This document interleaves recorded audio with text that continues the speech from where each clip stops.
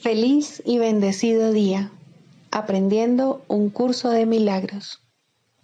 El secreto de la verdadera oración es olvidarte de las cosas que crees necesitar.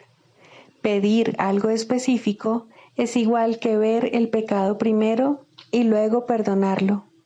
Del mismo modo, al orar pasas por alto tus necesidades específicas, tal como las ves, y las dejas en manos de Dios.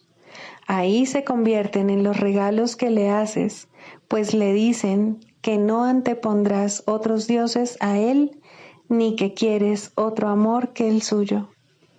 Este libro es un comienzo, no un final.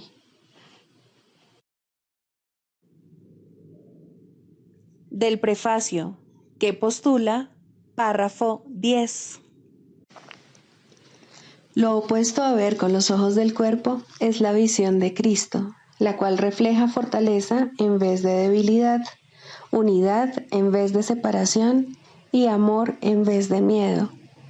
Lo opuesto a oír con los oídos del cuerpo es la comunicación a través de la voz que habla en favor de Dios, el Espíritu Santo, el cual mora en cada uno de nosotros. Su voz nos parece distante y difícil de oír, porque el ego, que habla en favor del yo falso y separado, parece hablar a voz en grito. Sin embargo, es todo lo contrario. El Espíritu Santo habla con una claridad inequívoca y ejerce una atracción irresistible. Nadie puede ser sordo a sus mensajes de liberación y esperanza, a no ser que elija identificarse con el cuerpo. Ni nadie puede dejar de aceptar jubilosamente la visión de Cristo a cambio de la miserable imagen que tiene de sí mismo. Introducción. Este es un curso de milagros. Es un curso obligatorio. Solo el momento en que decides tomarlo es voluntario. Tener libre albedrío no quiere decir que tú mismo puedas establecer el plan de estudios. Significa únicamente que puedes elegir lo que quieres aprender en cualquier momento dado. Este curso no pretende enseñar el significado del amor, pues eso está más allá de lo que se puede enseñar. Pretende, no obstante, despejar los obstáculos que impiden experimentar la presencia del amor, el cual es tu herencia natural. Lo opuesto al amor es el miedo, pero aquello que todo lo abarca no puede tener opuestos. Este curso puede, por lo tanto, resumirse muy simplemente de la siguiente manera. Nada real puede ser amenazado. Nada irreal existe. En esto radica la paz de Dios. Capítulo 1. El significado de los milagros. Primero, principios de los milagros. Principio 22. Los milagros se asocian con el miedo debido únicamente a la creencia de que la obscuridad tiene la capacidad de ocultar. Crees que lo que no puedes ver con los ojos del cuerpo no existe. Esta creencia te lleva a negar la visión espiritual. Capítulo 21. Razón y percepción. Introducción. La proyección da lugar a la percepción. El mundo que ves se compone de aquello con lo que tú lo dotaste, nada más. Pero si bien no es nada más, tampoco es menos. Por lo tanto, es importante para ti. Es el testimonio de tu estado mental, la imagen externa de una condición interna. Tal como el hombre piense, así percibirá. No trates, por lo tanto, de cambiar el mundo, sino elige más bien cambiar de mentalidad acerca de él. La percepción es un resultado, no una causa. Por eso es por lo que el concepto de grados de dificultad en los milagros no tiene sentido. Todo lo que se contempla a través de la visión es sano y santo. Nada que se perciba sin ella tiene significado, y donde no hay significado, hay caos. La condenación es un juicio que emites acerca de ti mismo, y eso es lo que proyectas sobre el mundo. Si lo ves como algo condenado, lo único que verás es lo que tú has hecho para herir al Hijo de Dios. Si contemplas desastres y catástrofes, es que has tratado de crucificarlo. Si ves santidad y esperanza, es que te has unido a la voluntad de Dios para liberarlo. Estas son las únicas alternativas que tienes ante ti, y lo que veas dará testimonio de tu elección y te permitirá reconocer cuál de ellas elegiste. El mundo que ves tan solo te muestra cuánta dicha te has permitido ver en ti y aceptar como tuya. Y si ese es su significado, el poder de dar dicha tiene entonces que encontrarse en ti.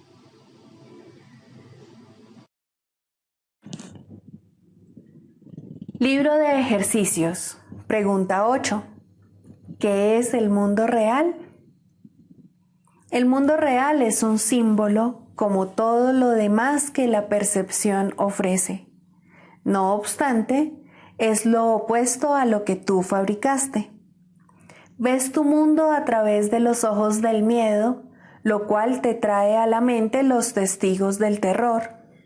El mundo real solo lo pueden percibir los ojos que han sido bendecidos por el perdón, los cuales, consecuentemente, ven un mundo donde el terror es imposible y donde no se puede encontrar ningún testigo del miedo. El mundo real te ofrece una contrapartida para cada pensamiento de infelicidad que se ve reflejado en tu mundo, una corrección segura para las escenas de miedo y los clamores de batalla que pueblan tu mundo. El mundo real muestra un mundo que se contempla de otra manera, a través de ojos serenos y de una mente en paz. Allí solo hay reposo. No se oyen gritos de dolor o de pesar, pues allí nada está excluido del perdón. Y las escenas que se ven son apacibles, pues solo escenas y sonidos felices pueden llegar hasta la mente que se ha perdonado a sí misma. ¿Qué necesidad tiene dicha mente de pensamientos de muerte, asesinato o ataque?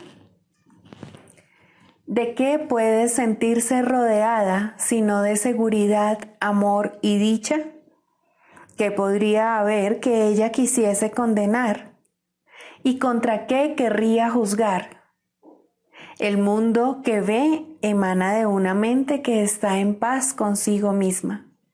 No ve peligro en nada de lo que contempla, pues es bondadosa y lo único que ve es bondad. El mundo real es el símbolo de que al sueño de pecado y culpabilidad le ha llegado su fin y de que el Hijo de Dios ha despertado. Y sus ojos, abiertos ahora, perciben el inequívoco reflejo del amor de su Padre, la infalible promesa de que ha sido redimido. El mundo real representa el final del tiempo, pues cuando se percibe, el tiempo deja de tener objeto. El Espíritu Santo no tiene necesidad del tiempo una vez que éste ha servido el propósito que Él le había asignado. Ahora espera un solo instante más para que Dios dé el paso final y el tiempo desaparezca, llevándose consigo la percepción y dejando solamente a la verdad para que sea tal como es. Ese instante es nuestro objetivo, pues en él yace el recuerdo de Dios, y al contemplar un mundo perdonado, Él es quien nos llama y nos viene a buscar para llevarnos a casa, recordándonos nuestra identidad, la cual nos ha sido restituida mediante nuestro perdón. Lección 294. Mi cuerpo es algo completamente neutro. Soy un hijo de Dios. ¿Cómo iba a poder ser también otra cosa? ¿Acaso creó Dios lo mortal y lo corruptible? ¿De qué le sirve al bien amado Hijo de Dios lo que ha de morir? Sin embargo, lo que es neutro no puede ver la muerte, pues allí no se han depositado pensamientos de miedo, ni se ha hecho de ello una parodia del amor. La neutralidad del cuerpo lo protege mientras siga siendo útil. Una vez que no tenga ningún propósito, se dejará a un lado. No es que haya enfermado, esté viejo o lesionado, es que simplemente no tiene ninguna función. Es innecesario y, por consiguiente, se le desecha. Haz que hoy no vea en él más que esto, algo que es útil por un tiempo y apto para servir, que se conserva mientras pueda ser de provecho, y luego es reemplazado por algo mejor. Mi cuerpo, Padre, no puede ser tu hijo, y lo que no ha sido creado no puede ser ni pecaminoso ni inocente, ni bueno ni malo. Déjame, pues, valerme de este sueño para poder ser de ayuda en tu plan de que despertemos de todos los sueños que urdimos.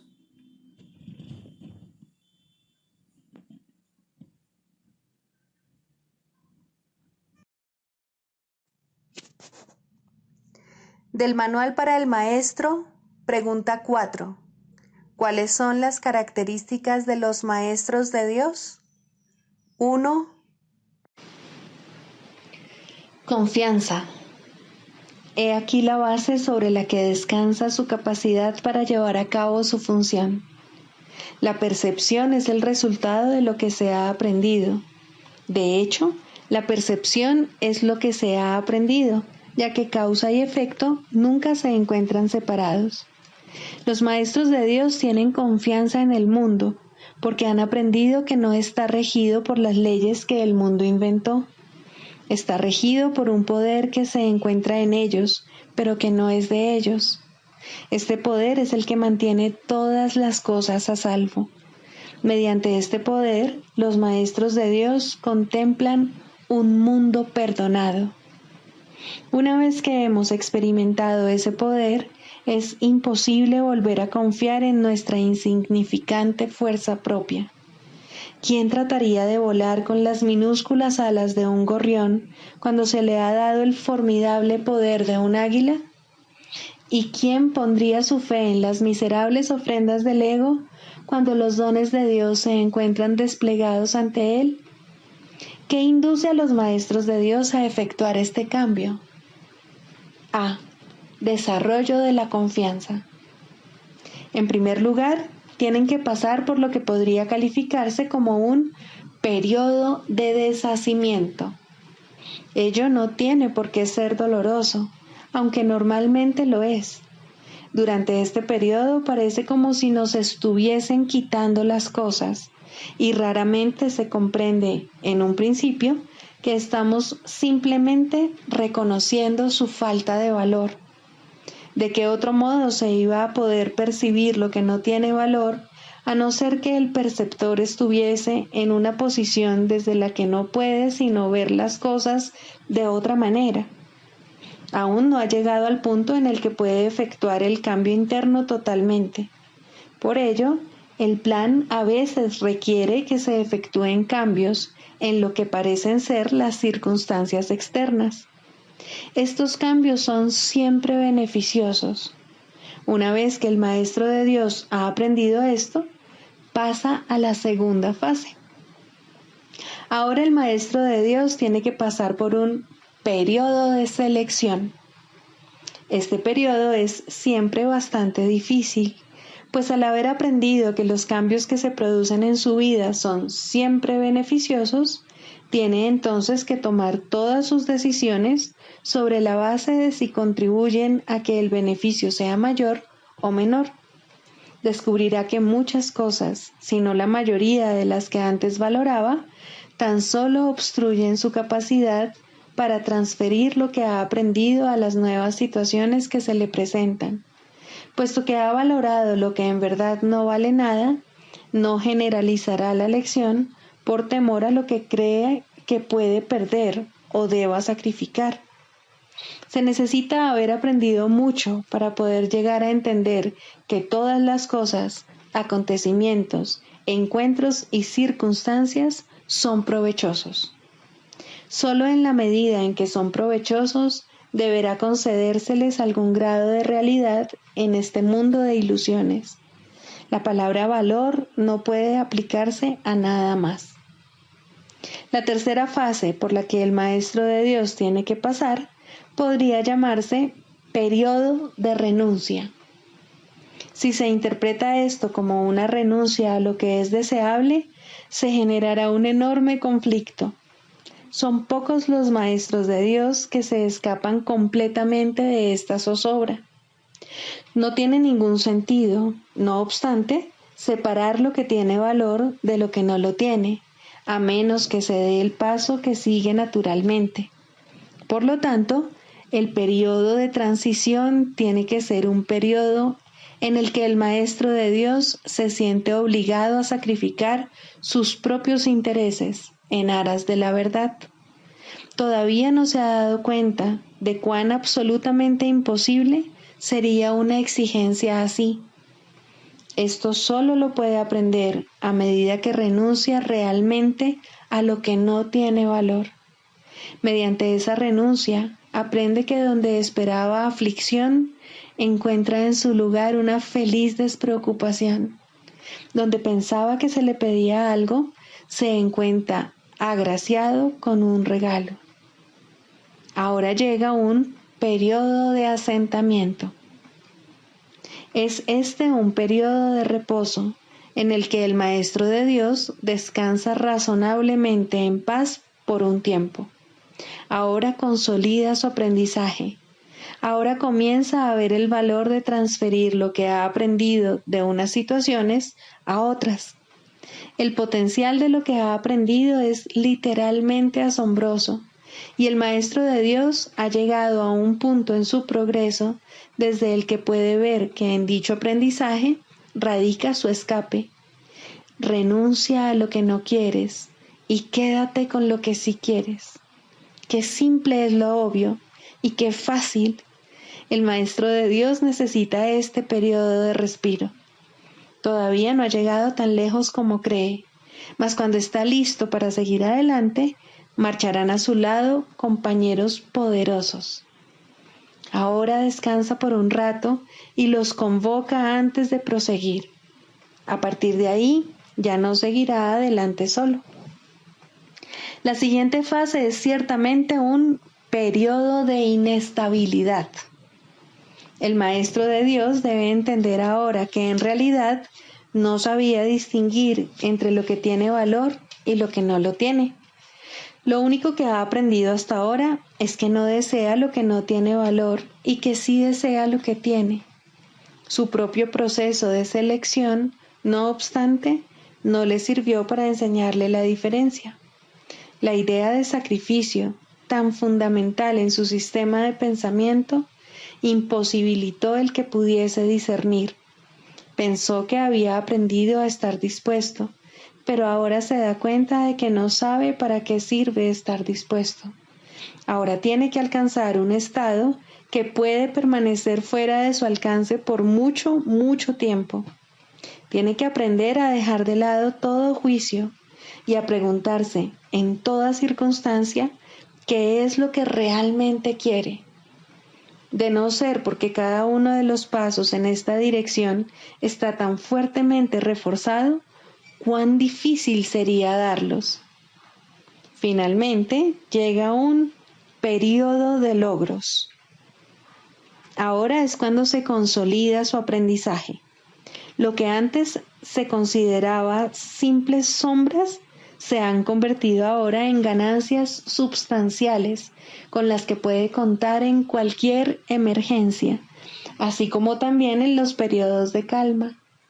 En efecto, el resultado de esas ganancias no es otro que la tranquilidad, el fruto de un aprendizaje honesto, de un pensamiento congruente y de una transferencia plena. Esta es la fase de la verdadera paz, pues aquí se refleja plenamente el estado celestial. A partir de ahí, el camino al cielo está libre y despejado y no presenta ninguna dificultad. En realidad ya está aquí. ¿Quién iba a querer ir a ninguna otra parte si ya goza de absoluta paz? ¿Y quién querría cambiar su tranquilidad por algo más deseable? ¿Qué podría ser más deseable?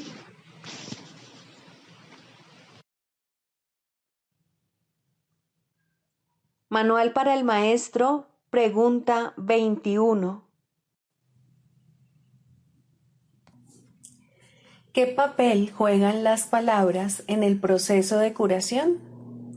Estrictamente hablando, las palabras no juegan ningún papel en el proceso de curación.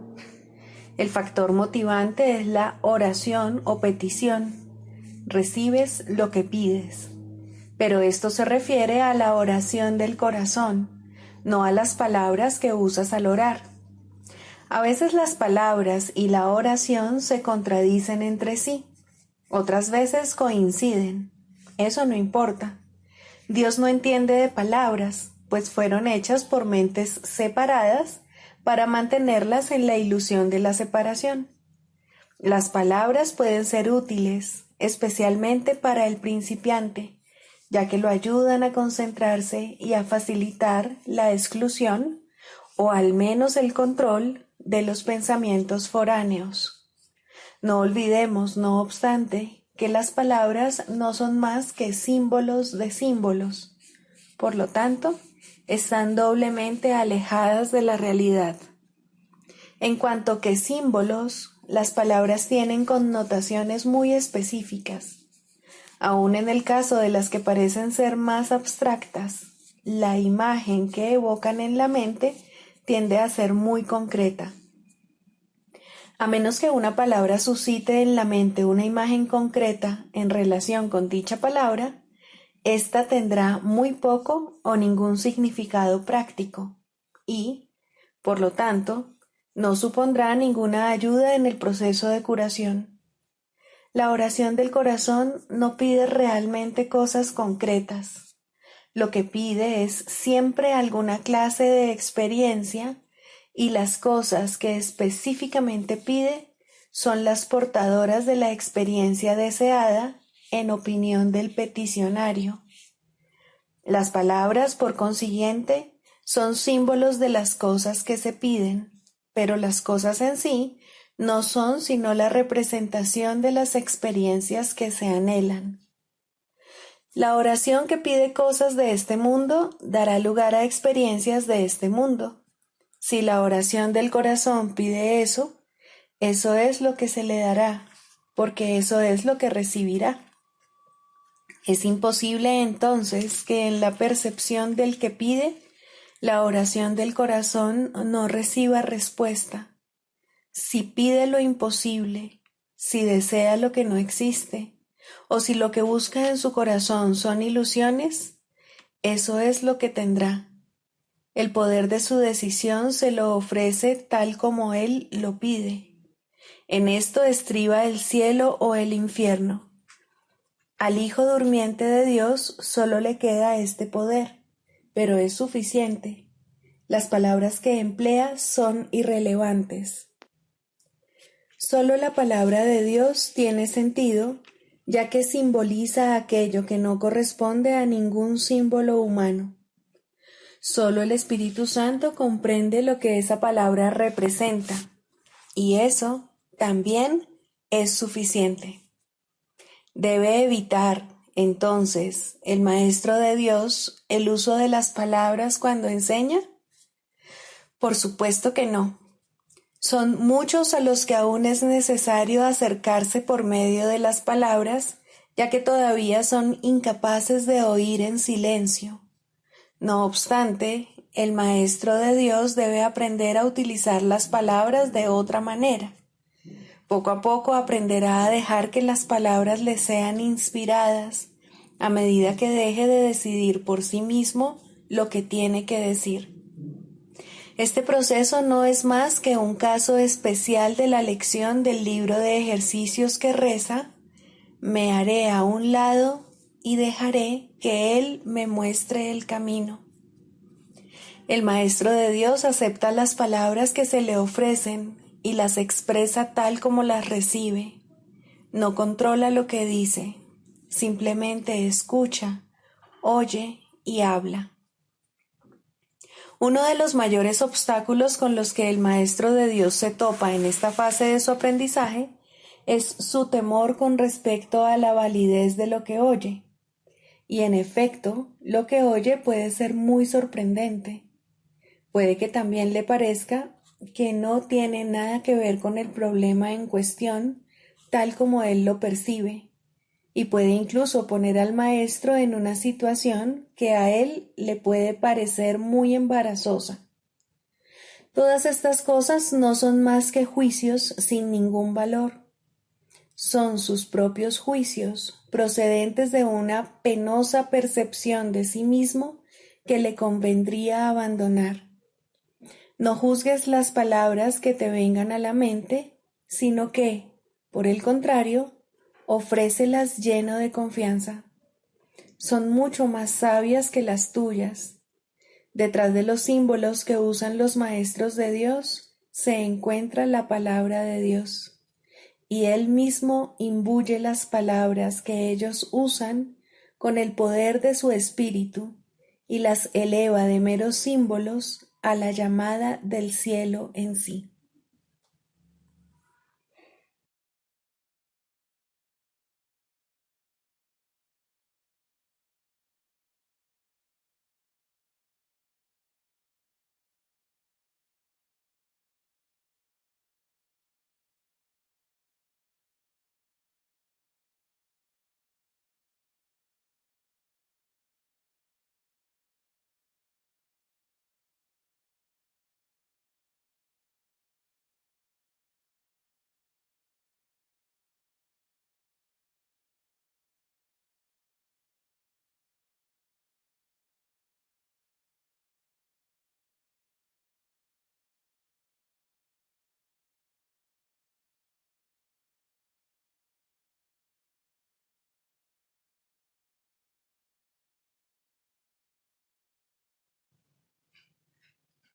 Clarificación de términos. Mente, espíritu. El término mente se utiliza para representar el principio activo del espíritu, el cual le suministra a éste su energía creativa. Cuando el término va con mayúscula, se refiere a Dios o a Cristo, es decir, a la mente de Dios o a la mente de Cristo. El espíritu es el pensamiento de Dios que Él creó semejante a sí mismo. El espíritu unificado es el único Hijo de Dios o Cristo. En este mundo, puesto que la mente está dividida, los hijos de Dios parecen estar separados. Sus mentes, asimismo, no parecen estar unidas. En ese estado ilusorio, el concepto de una mente individual parece tener sentido. En el curso, por lo tanto, se describe a la mente como si consistiera de dos partes, el espíritu y el ego. El espíritu es la parte que aún se mantiene en contacto con Dios a través del Espíritu Santo, quien, aunque mora en esa parte, también ve la otra. No se usa el término alma, excepto en citas directas de la Biblia, por ser un término sumamente polémico. En cualquier caso, sería un equivalente de espíritu, entendiéndose que, al formar parte del ámbito de Dios, es eterna y nunca nació. La otra parte de la mente es completamente ilusoria y solo teje ilusiones. El espíritu conserva su potencial creativo, pero su voluntad, que es la de Dios, parecerá estar cautiva mientras la mente no esté unificada. La creación continúa imperturbable porque esa es la voluntad de Dios.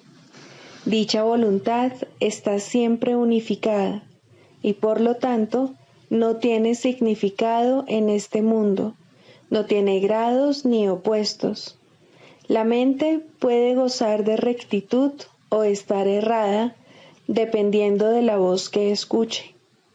La mentalidad recta escucha al Espíritu Santo, perdona al mundo y en su lugar ve el mundo real a través de la visión de Cristo.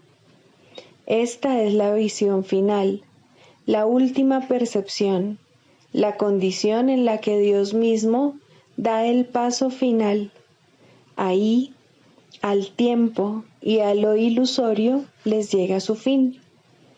La mentalidad errada escucha al ego y teje ilusiones, percibe el pecado, justifica la ira y considera que la culpabilidad, la enfermedad y la muerte son reales. Tanto este mundo como el mundo real son ilusorios, pues la mentalidad recta simplemente pasa por alto o perdona lo que nunca ocurrió. Por lo tanto, la mentalidad recta no es la mentalidad uno de la mente de Cristo, cuya voluntad es una con la de Dios. La única libertad que aún nos queda en este mundo es la libertad de elegir, y la elección es siempre entre dos alternativas o dos voces. La voluntad no está involucrada en la percepción a ningún nivel y no tiene nada que ver con el proceso de elegir. La conciencia es el mecanismo receptor, el cual recibe mensajes tanto del plano superior como del inferior, del Espíritu Santo o del ego.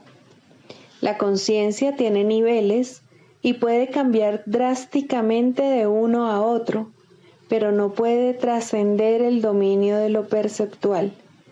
En su nivel más elevado, se vuelve consciente del mundo real y puede ser entrenada para hacer eso cada vez con mayor frecuencia. Sin embargo, el hecho mismo de que tenga niveles y de que pueda ser entrenada demuestra que no puede alcanzar el conocimiento. El proceso de la psicoterapia. Séptimo, la relación paciente-terapeuta ideal. ¿Quién es entonces el terapeuta y quién el paciente? Al final, todo el mundo desempeña ambos papeles. Aquel que necesita curación debe curar. Médico, cúrate a ti mismo. ¿Quién más, sino tú, necesita curarse? ¿Quién más, si no, necesita curación? Cada paciente que acude a un terapeuta le ofrece a éste la oportunidad de curarse a sí mismo. Por lo tanto, es su terapeuta. Y cada terapeuta debe aprender a curarse con cada paciente que acude a él. De esta manera, el terapeuta se convierte en el paciente. Dios no sabe nada de separación. Lo único que sabe es que tiene un hijo. Su conocimiento se ve reflejado en la relación paciente-terapeuta ideal. Dios acude a aquel que lo llama y éste se reconoce a sí mismo en él. Piensa detenidamente, maestro y terapeuta, por quién oras y quién es el que necesita curación, pues la terapia es oración y la curación es su mira y su resultado. ¿Qué es la oración sino la unión de mentes en una relación en la que Cristo puede entrar a formar parte? Esa es su morada, a la que la psicoterapia lo invita. ¿Qué sentido tiene la curación de un síntoma si siempre hay otro que se puede elegir? Mas una vez que Cristo ha entrado, ¿qué otra elección hay, salvo permitir que se quede? No hay necesidad de más, pues eso es todo. Ahí está la curación, la felicidad y la paz. Estos son los síntomas de la relación paciente-terapeuta ideal, que reemplazan a aquellos con los que el paciente llegó cuando vino pidiendo ayuda. El proceso que realmente tiene lugar en esa relación es uno en el que el terapeuta le dice de todo corazón a su paciente que todos sus pecados han sido perdonados junto con los propios. ¿Qué diferencia hay entre la curación y el perdón?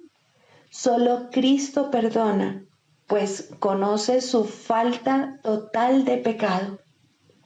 Su visión sana la percepción y la enfermedad desaparece, pues una vez que su causa ha sido eliminada, no vuelve a presentarse más. Para que esto tenga lugar, no obstante, se necesita la ayuda de un terapeuta muy avanzado, capaz de unirse al paciente en una relación santa, en la que todo sentido de separación finalmente se supere. Para ello se requiere una cosa y solo una: que el terapeuta no se confunda a sí mismo con Dios en modo alguno. Todo sanador no sanado cae en esta confusión fundamental de una u otra forma al considerarse como su propio creador en lugar de creado por Dios. Rara vez, si acaso, es esta una confusión de la que es consciente, o el sanador no sanado se convertiría instantáneamente en un maestro de Dios y consagraría su vida a la verdadera curación. Antes de llegar a este punto, pensó que estaba a cargo del proceso terapéutico y que, por lo tanto, era responsable de sus resultados. Los errores del paciente se convirtieron así en sus fracasos, y la culpabilidad se convirtió en la cubierta, obscura y fuerte, de lo que debía ser la santidad de Cristo. La culpabilidad es inevitable para aquellos que se valen de su propio juicio al tomar decisiones. La culpabilidad es imposible para aquellos a través de los cuales habla el Espíritu Santo. Eliminar la culpabilidad es el verdadero objetivo de la terapia y el evidente objetivo del perdón. En esto su unicidad se puede apreciar claramente, mas ¿cómo podría experimentar el final de la culpabilidad quien se siente responsable de su hermano en el papel de guía suyo? Tal función presupone un conocimiento que nadie aquí puede tener, una certeza del pasado, del presente y del futuro, así como de todos los efectos que en ellos puedan ocurrir. Solo desde esta perspectiva omnisciente podría ser posible semejante función, mas ninguna percepción es omnisciente, ni es el diminuto yo de uno solo contra el universo capaz de asumir que posee tal sabiduría, excepto en la locura. Que muchos terapeutas están locos es obvio. Ningún sanador no sanado puede estar completamente cuerdo. No obstante, es tan demente negarte a aceptar una función que Dios te ha encomendado como lo es inventar una que Él no te dio. El terapeuta avanzado en ningún caso puede dudar del poder que hay en él, ni tampoco de la fuente de ese poder. Comprende que todo poder en la tierra y en el cielo le pertenece por ser quien es. Y él es quien es debido a su creador, cuyo amor reside en él y quien jamás puede fallar. Piensa en lo que esto significa. Los regalos de Dios son suyos para dar. Sus pacientes son los santos de Dios, quienes invocan su santidad para hacerla suya. Y según Él las concede, ellos contemplan la radiante faz de Cristo, que, a su vez, los contempla a ellos. Los dementes, al creer que son Dios, no temen ofrecer debilidad al Hijo de Dios, y por esa razón lo que ven en Él en verdad los atemoriza. El sanador no sanado no puede evitar sentir miedo de sus pacientes y sospechar de su lealtad por la traición que ve en sí mismo. Intenta curar y en ocasiones tal vez lo consiga. Su éxito será limitado y de corta duración. No ve el Cristo en aquel que acude a él. ¿Qué respuesta puede dar aquel que parece un extraño, ajeno a la verdad y pobre en sabiduría, desprovisto del Dios que le debe ser dado?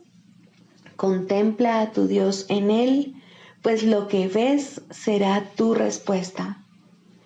Piensa en lo que en realidad significa la unión de dos hermanos, y luego olvídate del mundo y de todos sus míseros triunfos, así como de sus sueños de muerte. Todos son uno y lo mismo, y ahora nada puede recordarse del mundo de la culpa. La habitación se transforma en un templo y la calle en un torrente de estrellas que, rozando suavemente, se desliza más allá de todos los sueños enfermizos. La curación se ha dado, pues lo que es perfecto no necesita curación. ¿Y que puede necesitar perdón allí donde no hay pecado? Siéntete agradecido, terapeuta, que puedes contemplar cosas como estas solo con entender tu verdadero papel. Si no lo haces, habrás negado que Dios te creó y por ende no sabrás que eres su hijo. ¿Quién es tu hermano ahora? ¿Qué santo puede venir para llevarte con él a casa? Has perdido el rumbo. ¿Cómo puedes ahora esperar ver en él una respuesta que te has negado a dar? Cura y cúrate. No hay otra alternativa que pueda jamás conducir a la paz. Deja entrar a tu paciente, pues viene a ti de parte de Dios. ¿No es acaso su santidad suficiente para despertar en ti tu memoria de Él? El canto de la oración. Primero, la causa de la enfermedad. No confundas el efecto con la causa, ni pienses que la enfermedad se encuentra aparte y separada de lo que no puede sino ser su causa. La enfermedad es una señal, una sombra de un pensamiento malvado que parece ser real y justo, de acuerdo con las normas de este mundo. Es la prueba externa de pecados internos y da testimonio de pensamientos rencorosos que hieren y procuran hacer daño al Hijo de Dios. Curar el cuerpo es imposible, y esto queda demostrado por la brevedad de la cura. El cuerpo acabará muriendo de todas maneras, y así lo único que hace su curación es demorar su retorno al polvo de donde nació y al que volverá. La falta de perdón del Hijo de Dios es la causa del cuerpo. No ha abandonado su fuente, y esto queda claramente demostrado por su dolor y envejecimiento y por la marca de la muerte que pesa sobre sí. El cuerpo les parece temeroso y frágil a quienes piensan que sus vidas están bajo su mandato y vinculadas a su inestable y nimio aliento.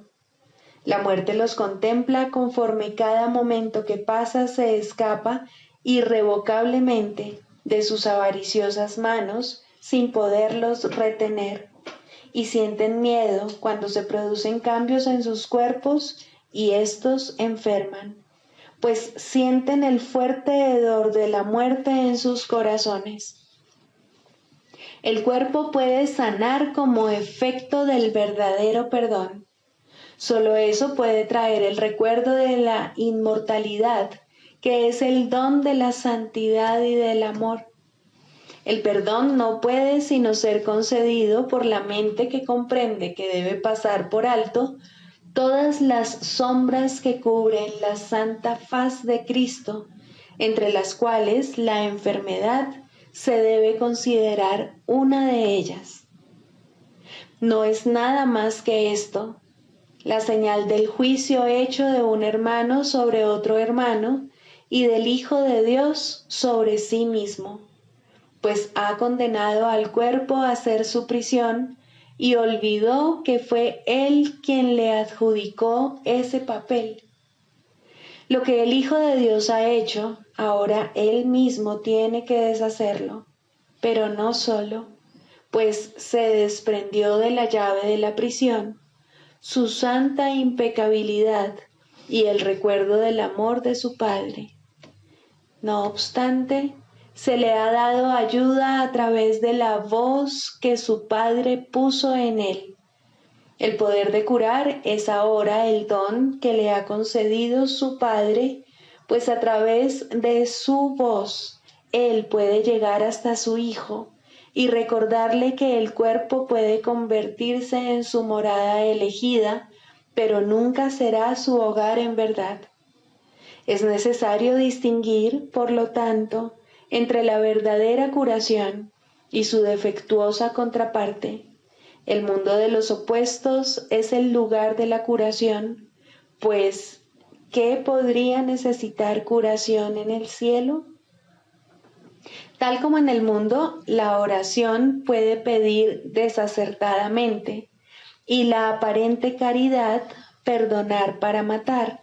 Así la curación puede ser tanto falsa como verdadera, testigo del poder del mundo o del eterno amor de Dios.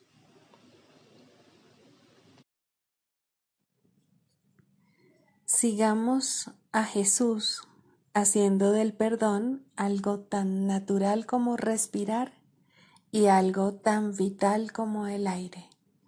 Amén.